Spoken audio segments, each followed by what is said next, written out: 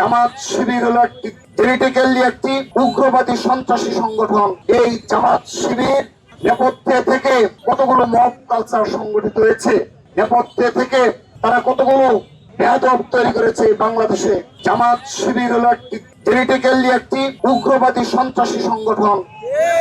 বিগত সময়ে, বিগত দশকে তারা যেখানে ক্যাম্পাসে রক কাটার কালচার তৈরি করেছিল, রক কেটে তারা তাদের মৌলবাদ প্রতিষ্ঠা করতে চেয়েছিল।